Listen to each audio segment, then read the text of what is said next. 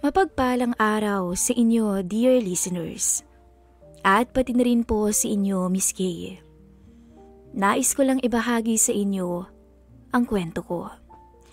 Ang aking kwento ng pag-ibig sa pagitan ng asawa kong si Vance at ng ninong niyang si Ramon. Marahil ay hindi iyon maganda sa paningin ng iba. Subalit sabi nga nila, masarap ang bawal. Isang kasabihan na tumutukoy sa pagkagusto, ngunit bawal sa mga mata ng tao, lalo na sa Diyos. Hindi ko alam kung bakit ako napunta sa ganitong sitwasyon, na nagawa kong maibigay ang aking sarili sa ninong ng aking asawa na si Ramon, kapalit ng malaking halaga. Akala ko'y isang beses lang na may mangyayari sa aming dalawa bilang kapalit ng bahay naming isinanla ng asawa ko. Pero hindi.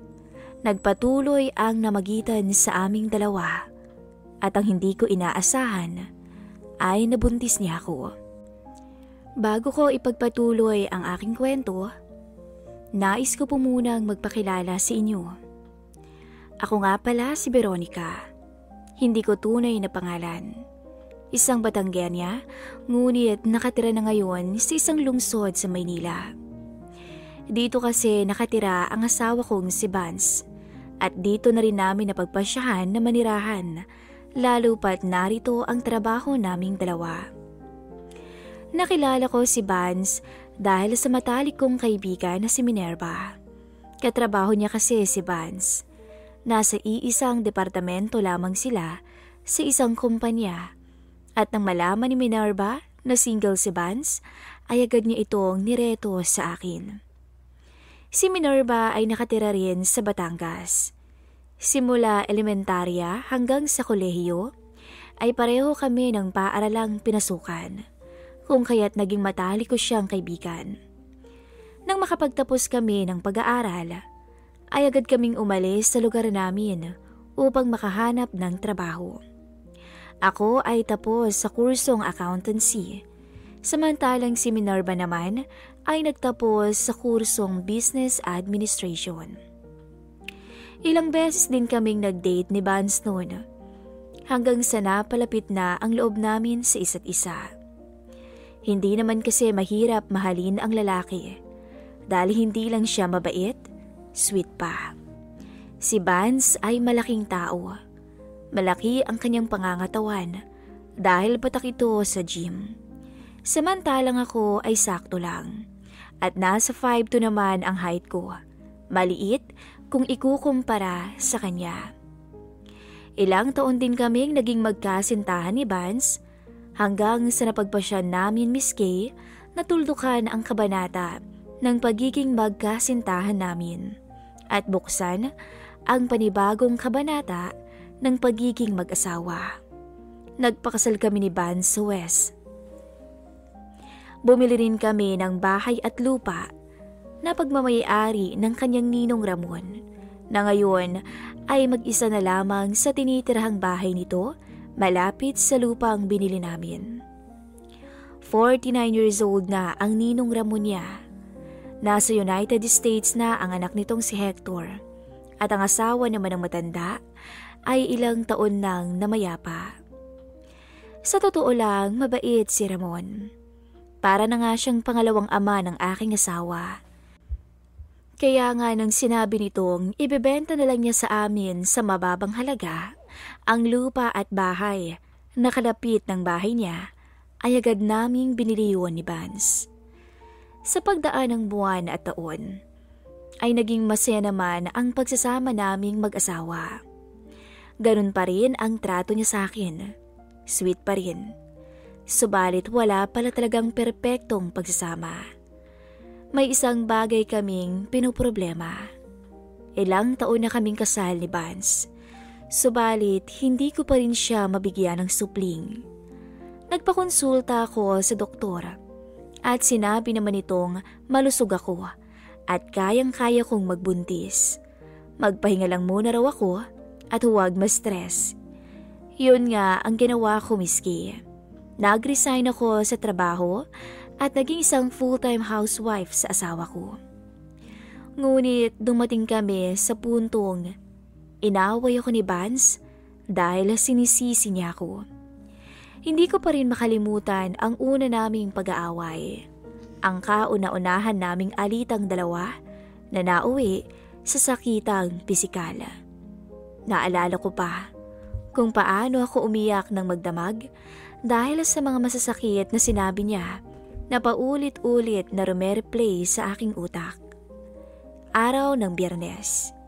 Late umuwi ang aking mister. Hating gabi na noon, ngunit wala pa rin si Vance. Sobrang nag-aalala na ako dahil hanggang ngayon ay wala pa siya. Kanina pa ako tumatawag sa kanya, subalit patay naman ang telepono nito. Hindi na rin ako mapakali sa aking kinauupuan. Nasa sala ako at inaabangan ang pag-uwi niya. Nabuhayan lamang ang aking loob nang marinig ko ang pagbukas ng gate sa aming bakuran. Agad na sinilip ko kung sino ang pumasok at hindi nga ako nagkamali. Ang asawa ko nga ang dumating. Napa-sign of the cross ako at piping nagpasalamat dahil ligtas na nakauwi ang aking asawa. Ngunit nagulat na lang ako nang makitang pumasok siya sa bahay nang pasuray-suray ang lakad. Agad ko naman siyang inalalayan at naamoy ko ang magkahalong alak at sigarilyo sa kanya. Kahit na nasusuka man dahil sa mabahong amoy, ay pinilit ko pa ring alalayan siya at dahan-dahang iniga sa sofa. Bakit ka ba kasi naglasinghan? Alam mo namang mahina lamang ang tolerance mo sa alak, di ba? Sana dito na lang kayo uminom ng mga kaibigan mo para naman kapag nalasing ka ay maalalayan kita. Kaya nga nagpatayo tayo ng tambayan niyo sa labas, di ba? Ayan tuloy, butit nakauwi ka pa ng ligtas. Paninermon ko sa kanya. Nagulat ako nung bigla siyang sumigaw. Ano bang pakialam mo? Sino ka ba ha? Sandaling kumunot ang aking noo nang marinig ko ang sinabi ng aking asawa. Ano? Asawa mo ako, kaya may pakialam ako sa iyo, Vance. Kahit na naiinis ako dahil sa sinabi niya, ay inasikaso ko pa rin siya. Inalis ko ang sapatos at medyas sa kanyang paa at pinunasan ng malinis na bimpo ang suka niya sa katawan. Tama. Asawa kita, Veronica. Asawang walang silbi. Walang silbi? Hindi kita maintindihan, Vance. Ano bang problema mo? Sabihin mo nga sa akin. Inis kong sabi sa kanya. Pinipilit ko ang sarili ko na hindi umiyak sa sitwasyon na yun. Ikaw ang problema ko, Veronica. Bakit ba hindi mo ako magawang bigyan ng anak, ha? Ilang taon na tayong nagsasama. Subalit hanggang ngayon, hindi ka pa rin nabubuntis. Alam mo, minsan, nagsisisi ako kung bakit pinakasalan pa kita. Kung bakit ikaw pa yung niligawan ko at hindi na lang si... Pinutol niya ang sasabihin niya. Sino, Vance? Ha? Sino? Tanong ko pero hindi siya sumagot. Alam mo, Veronica, tingnan mo nga yung sarili mo sa salamin. Ang losyang-losyang mo na. Ang taba-taba mo. Pinababayaan mo yung sarili mo. Ano na lang sasabihin ng mga kaibigan ko? Galit na wika ni Vance habang dinuduro pa ako. Doon na tuluyang namasa ang aking mga mata. Ano bang pinagsasabi mo riyan? Kaya ako naging ganito dahil sa pag-aalaga ko sa iyo. Alam mo ba kung gaano kahirap para sa akin to? Nasasaktan din ako, Vance, dahil hindi kita mabigyan ng anak hanggang ngayon. Pero hindi ba't sabi ng doktor maghintay lamang? Wala namang problema sa akin, Han. Alam mo yun, malusog ang matres ko. Kaya please, wag mo naman sanang sukuan ang pamilya natin. Kailan pa? 3 taon na tayong kasal, Veronica. Naiisip mo rin bang nararamdaman ko? Nahihiya ako sa mga barkada ko. Tama nga siguro ang sabi nila. Baog ka.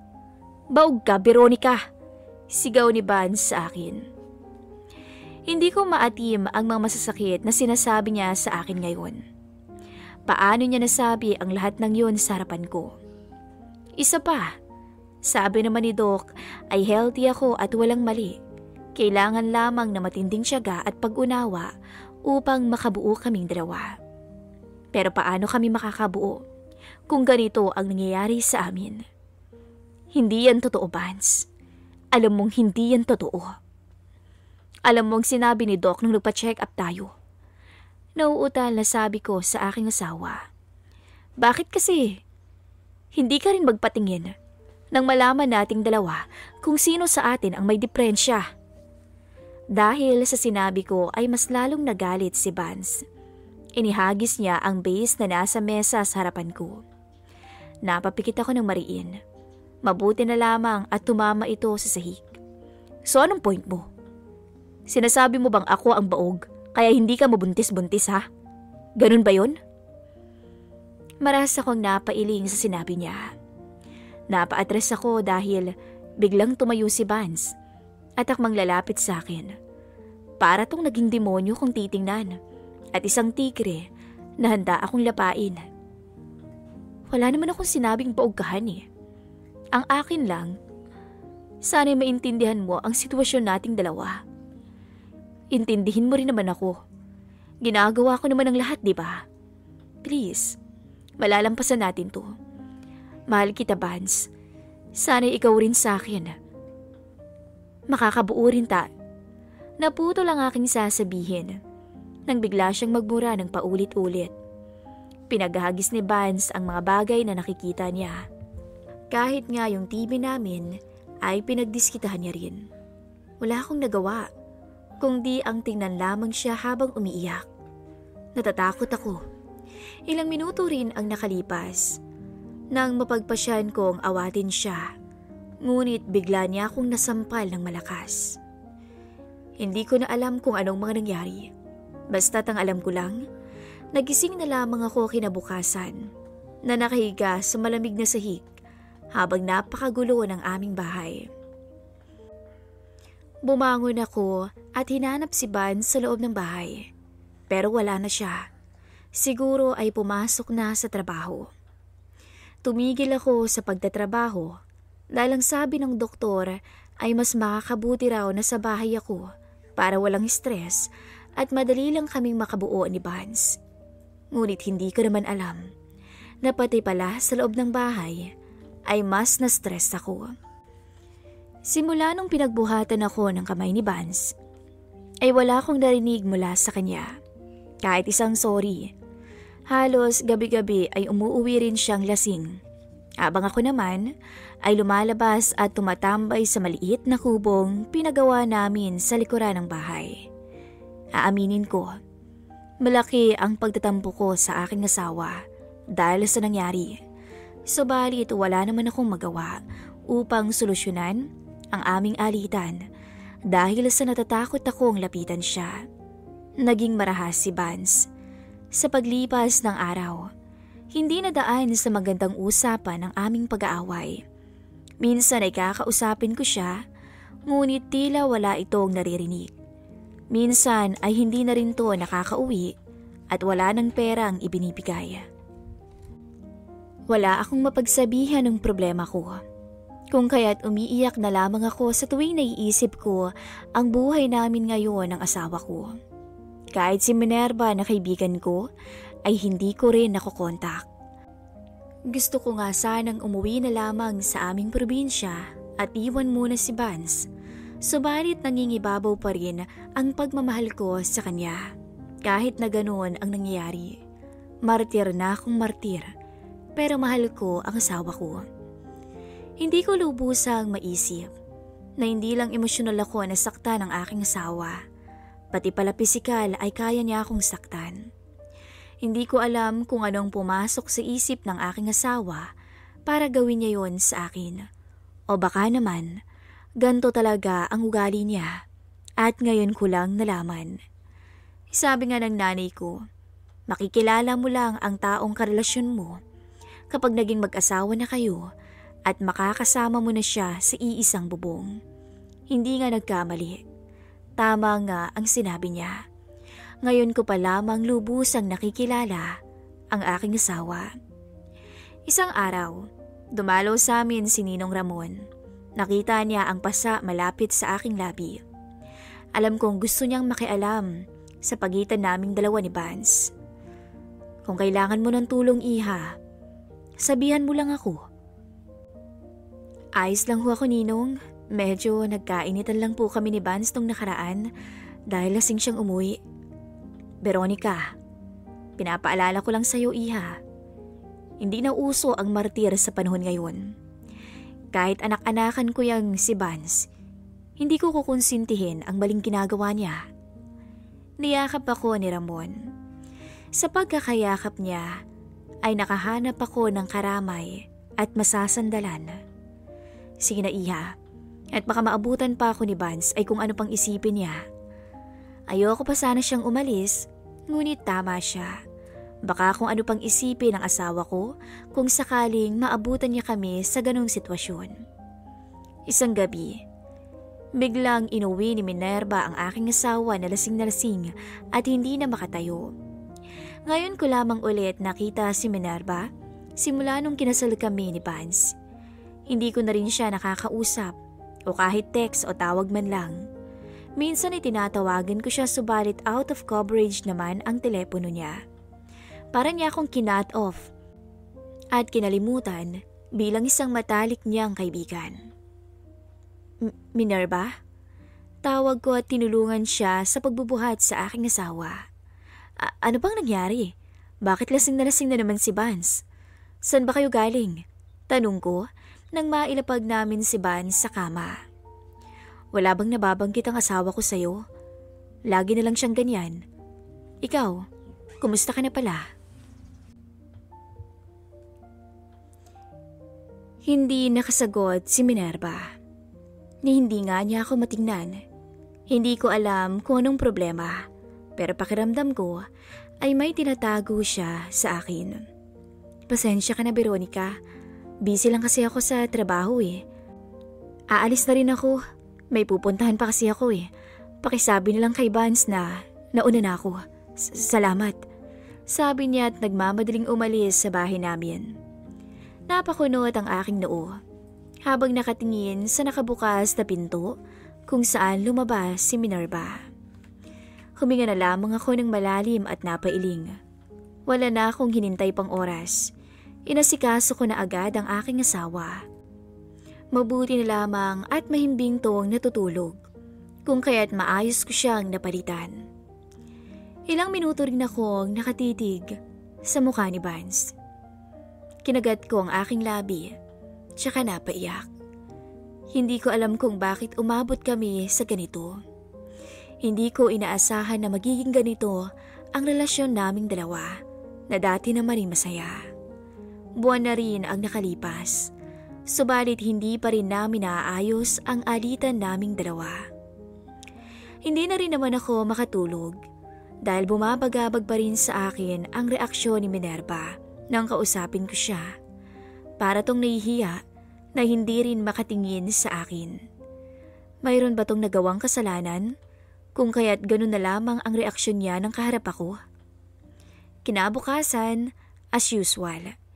Hindi ko na naman naabutan ang aking asawang si Vance. Maaga akong nagwalis ng mahagip ng aking mga mata si Ninong Ramon. Kumaway ito sa akin, kung kaya't napangiti ako sa kanya. Medyo may pagka-chubby na malinis tingnan ni si Ramon. Maputi rin to dahil meron tong lahing Espanyol. Magandang umaga po, Ninong. Masaya kong bati sa matanda. Maganda ring umaga, Iha. Mabuti naman at nakangiti ka na. Pwede ba akong pumasok ng bakuran? May gusto lang sana akong sabihin sa'yong importante. Sabi niya kaya napatango ako. Nang makita ko ang seryosong mukha ni Ninong Ramon, ay binundol ako ng kaba. Ano naman kaya ang importante niyang sasabihin? Sige ho, pasok po kayo.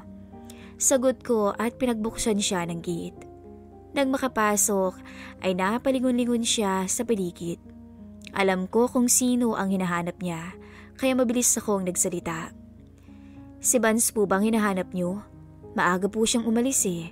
Ako lamang po ang narito. Pasok po kayo sa bahay.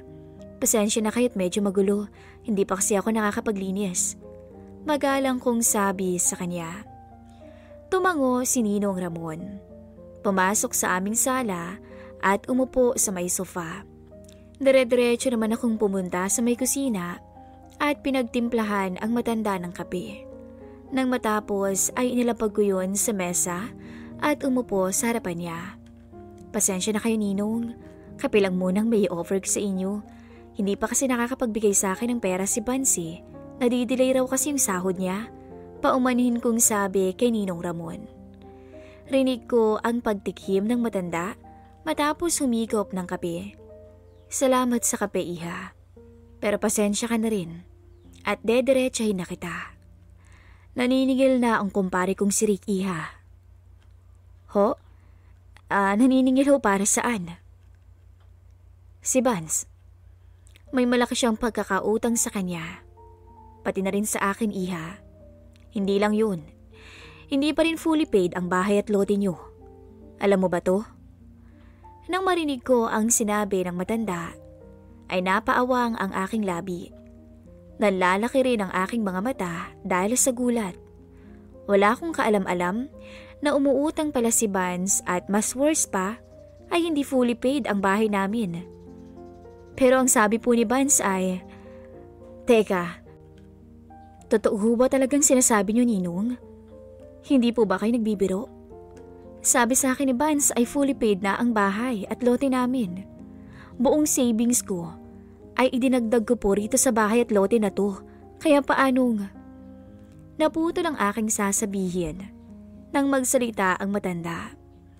Sa pagkakaalam ko, Veronica, nagsusugal ang asawa mo. 50,000 ang pagkakautang niya kay Rick at 80 pa ang balanse niyo sa lupang to at 30,000 pa ang utang niya sa akin. Kaya ako sinabi sa'yo dahil alam kong hindi mo alam to. Wala namang problema sa akin, Iha, kung hindi niyo pa ako mabayaran. Kaya lang kasi, kamakailan ay nabalitaan ko na pati itong bahay ay naisanla niya na. Ano ho? Siya nga pala, naririnig ko pa rin ang pag-aaway niyong mag-asawa mula sa bahay. Okay ka lang ba, Iha? Tanong ni Ninong Ramon. Hanggang ngayon ba hindi pa rin kayo nagkakaayos na mag-asawa? Dahil sa presensya ni Ramon, ay tuluyan akong napahagulgol. Hinaplos naman ito ang aking likod hanggang sa hindi ko na nakayanan. Inilabas ko ang lahat ng sama ng loob ko sa kanya, miski. Lahat ng hinaing ko sa asawa ko ay nasabi ko sa kanya. Naiiyak ko lahat. At matapos yun, gumaan ang pakiramdam ko. Nabawasan ang bigat sa dibdib ko. Sumilay ang malamyang ngiti sa aking labi. Pasensya na po sa pagiging madrama ko, Ninong. Pero wag po kayong mag-alala. Mag-uusap kami ni Vance patungkol dito. Kakausapin ko siya tungkol sa pagkakautang niya.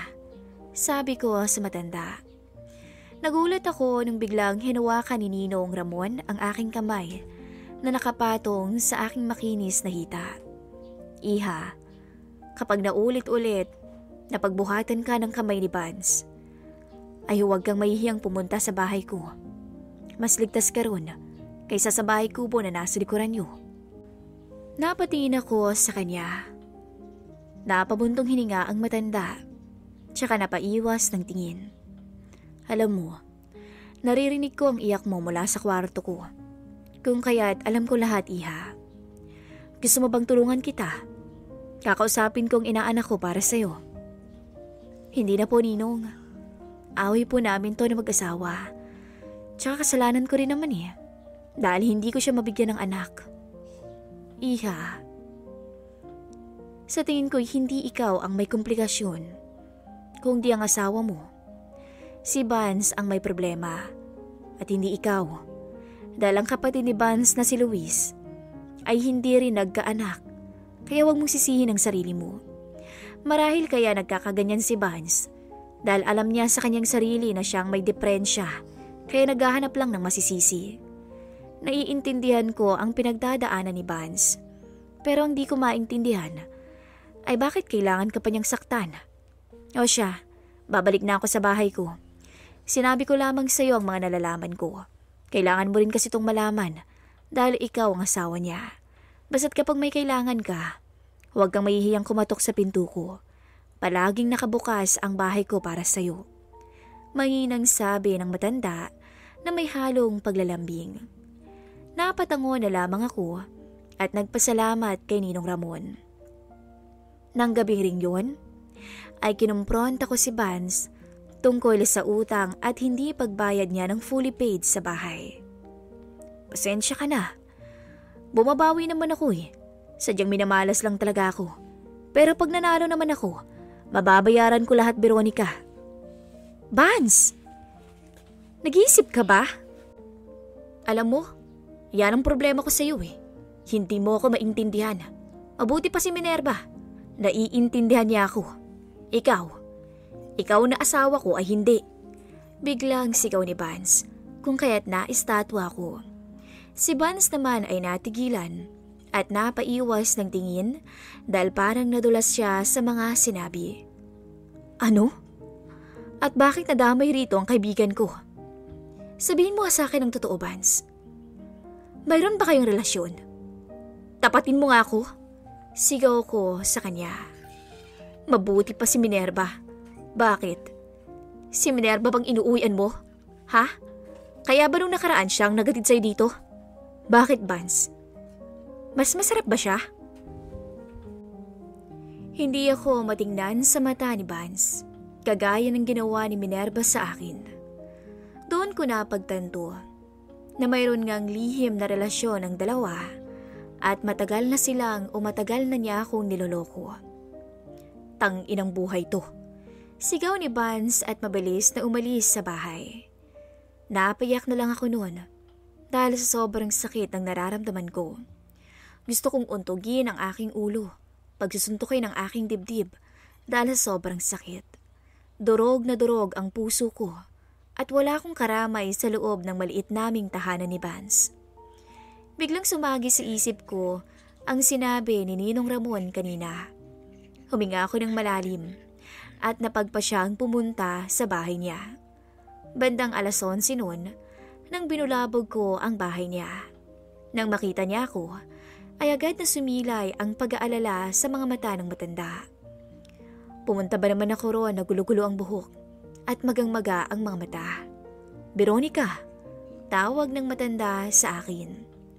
Nang bumukas ang pinto, ay agad kong iniyakap ang aking sarili sa matanda at niyakap siya ng mahigpit. Tahimik akong inalo ni Ninong Ramon. Nang mahimasmasan ako, roon lamang ako natauhan. Nasa sala kami at nakaupo sa may sofa. Nakasandal ako sa dibdib niya at amoy na amoy ko ang lalaking amoy nito. Ilang linggo na rin ang lumipas. Si Ninong Ramon ang naging karamay ko mula nang umalis ang asawa ko. Ngunit isang araw, nagulat ako na may kumatok sa pintuan. Hinahanap ang asawa ko. Malalaking tao, kaya't natakot ako. Kung hindi daw namin mababayaran ang utang, ay mapipilitan silang paalisin na ako sa bahay. Iha, hindi ko alam kung magugustuhan mo ang sasabihin ko. Alam kong kailangan mo ng pera sa ngayon, pero mayroon akong isang deal sa'yo. Napakunot ang aking noo nang marinig ang sinabi ni Ninong Ramon. Hinawakan niya ang aking kamay at pinisilyon. Nagulat ako dahil sa ginawa niya, ngunit hinayaan ko na lamang ang matanda. Ano po yun, Ninong? Nauutal kong tanong sa kanya. Alam mo bang, gusto kita, Iha. Simula pa nung pakilala ka sa akin ni Vance. Pero, hindi ko naman hinihiling na gustuhin mo ko. Ang sa akin lang, matanda na ako, Iha. Pwede mo ba akong pagbigyan?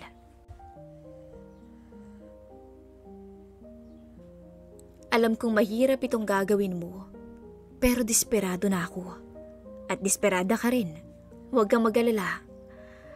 Bayad ka sa lahat ng utang ng asawa mo at gagawan ko rin ang paraan ang pagkakasanla niya sa bahay niyo. Akong bahala, Iha. Pero pagbigyan mo ko. Isang gabi lang. Isipin mo na lang, nakapaghiganti ka kay Vance at nabawasan din ang tinik sa dibdib mo. Napaawang ang labi ko dahil sa sinabi ni Ninong Ramon. Kung normal na babae ay sasampalin na nito ang matandang nasa harapan.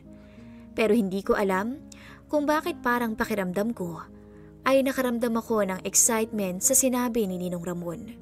Lalo na nang marinig ko ang paghihigante sa asawa ko. Hindi ko maiwasan na hindi sumang-ayon sa matanda. Kung ayaw mo, iha, okay lang naman. Hindi naman kita pipilitin. I'm only giving you a deal. Kung hindi mo tatanggapin, ay ayos lang naman sa akin. Ikaw lang kasi ang tangi kong nakikita. Maganda ka at sexy pa. Sayang ka kung magpapakamartir ka lang sa asawa mo. Hindi ko nga maintindihan si Vance kung bakit kanya. Naputol ang sasabihin ni Ninong Ramon nang halikan ko bigla ang labi niya. Napapikit ako ng mariin at dahil sa sobrang kasabikan ay hindi ko na napigilan ang aking sarili. Sa gitna ng malalim na gabi ay binukas ko ang aking binti at inialay ang aking sarili sa ninong ng aking asawa. Kasabay ng ingay sa pinapanood naming telebisyon ay ang ingay naming dalawa dahil sa milagrong ginagawa namin sa isa't isa. Tinupad naman ni Ramon ang sinabi niya. Maging ang utang ni Vance sa kumpare nitong si Rick ay nagawan niya rin ang paraan. Pero akala ko, isang beses lang. Ngunit nagtuloy-tuloy ang namagitan sa aming dalawa ni Ninong Ramon. Si Ninong Ramon na ang palaging nariyan upang pasayin ako, lalo na tuwing gabi. Halos gabi-gabi ay binibigay ko ang sarili ko sa kanya at aaminin ko, nag-e-enjoy ako. Hindi hamak na mas napapaligaya ako sa kama ni Ninong Ramon kumpara sa asawa ko na malaki nga ang katawan. Ngunit, alam niyo na siguro yun. Lumipas ang mga araw. Nabalitaan ko na sa apartment pala ni Minerva umuuwi ang asawa ko. Bagay na hindi ko na pinakailaman. Alam kong masaya siya, kaya karapatan ko rin sigurong sumaya. Ako naman ay gabi-gabing pumupunta kay Ramon. Alam ko ang nasa isip niyo. Na parehas lang kami ng asawa ko. Parehas na makasalanan. Pero masisisi ko ba ang sarili kong nahanap ang kaligayahan sa piling ni Ninong Ramon? Hindi lang siya magaling sa kama, kundi malambing at inaalagaan din ako. Bagay na pinagkaiba nilang dalawa ni Vance. Sa katunayan, nakakaramdam na ako ng pagmamahal para sa matanda. Pero pag naiisip ko pa rin si Vance, ay muling bumabalik ang alaala namin ng bagong kasal pa lamang kami. Alam ko rin sa sarili ko na hindi ko pa tuluyang nakakalimutan ang asawa ko. Isang araw, nagsusuka ako at masakit ang ulo. Nagpakonsulta ako sa doktor at nalaman kong nagdadalang tao ako. Oo, miski. Si Ninong Ramon ang ama. Tama nga siya. Si Vance ang may depresya. Sinabi ko kay Ramon na nagdadalang tao ako. Labis-labis naman niya yung kinatuwa. Kinausap niya ako na kung gusto ko raw ay sa bahay na niya ako mag-stay upang may makasama ako, lalo ngayon na nagdadalang tao na ako. Pero tumanggi ako. Masaya ako dahil natupad na ang pangarap kong magkaanak. Ngunit hindi nga lang sa lalaking pinakasalan ko. Masakit isipin na humantong kami sa ganitong sitwasyon ni Vance.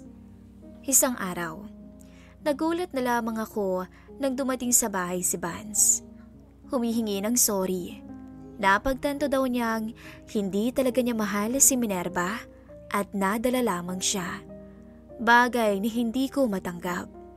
Marahil nalaman niyang bayad na ni Ninong Ramon ang lahat ng pagkakautang niya. Hindi ko alam ang gagawin ko sa mga oras na to. Hanggang ngayon ay narito pa rin sa bahay ang asawa ko at araw-araw humihingi ng sorry. Pero makakaya ko pa ba siyang pakisamahan? Kung nagawa niya na akong saktan, hindi lang sa emosyonal kundi pati sa pisikal. Paano ko ipapaliwanag sa kanya Nabuntis ako ngayon at si Ninong Ramon niya ang ama. At paano ko pa siya gugustuhin makatabi gabi-gabi kung ang katawan ko ay si Ramon ang hinahanap? Oo, tama kayo. Habang nasa bahay si Vance, ay bumubuslit ako tuwing gabi upang pumunta sa bahay ni Ninong Ramon. Alam ko ring hindi magtatagal ay malalaman niya ang buntis ako. Kaya ang tanong ko, mas makabubuti bang umalis na lamang ako at umuwi ng probinsya kaysa balikan pa ang asawa ko? Dahil sabi naman ni Ramon, kahit anong maging desisyon ko ay ayos lang sa kanya at susuportahan niya kaming mag-ina hanggang nabubuhay siya. Hanggang dito na lamang po ang aking storya. At muli, ako si Veronica.